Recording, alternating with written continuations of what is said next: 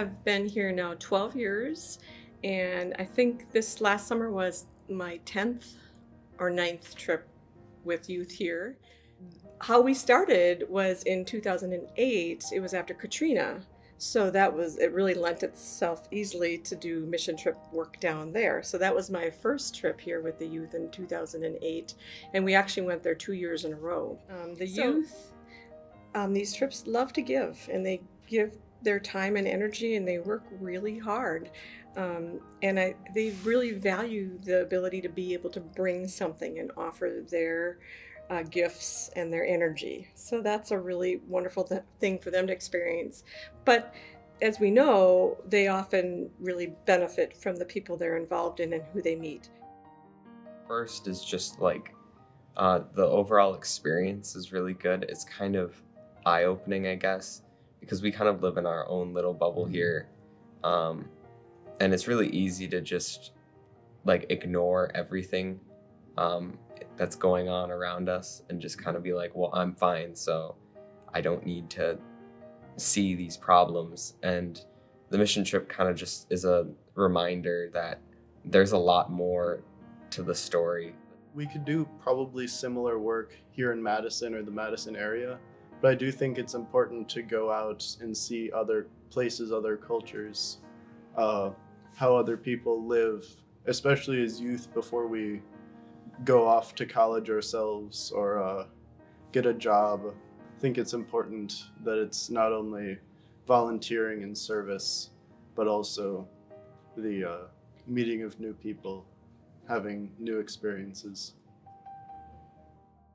I definitely say my first mission trip was honestly like life-changing. I know that sounds like I don't mean to make it sound like I'm exaggerating, but I'm so serious it was.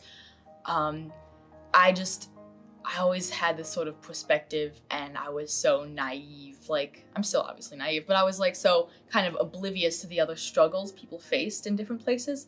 So, I used to make a big deal out of my life. Like, oh, I didn't get this one thing. Oh, it's such a hard life I had. Going to a new place and meeting people, and some people they had nothing. They were in so much pain. They had so many problems they had to fight every day. But they always smiled, and they always wanted to talk to you about your stories. And that was so interesting to me. That really changed me when I got back, because it was not only just about me anymore. Like, I was able to understand that this isn't just about me. It's not just about a small church group helping out. It's about us being human and us just caring about each other and working together to better us all, I always had the youth write a little bit of a reflection after our trips before we leave for the week, and just talk about one experience that you were inspired by.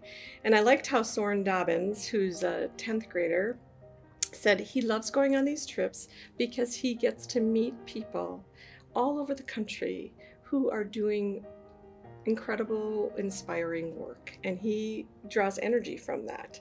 I think youth can be very overwhelmed with bad news of today, climate change, political polarization, all sorts of school violence.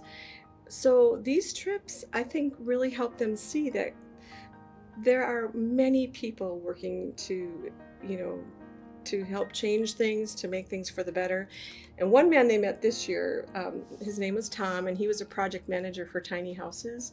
And he's a retired high school construction teacher, perfect for the job. So the youth, he just had a way with the youth that was just remarkable. And a lot of people wrote about him. But what he said is what I think youth are looking for.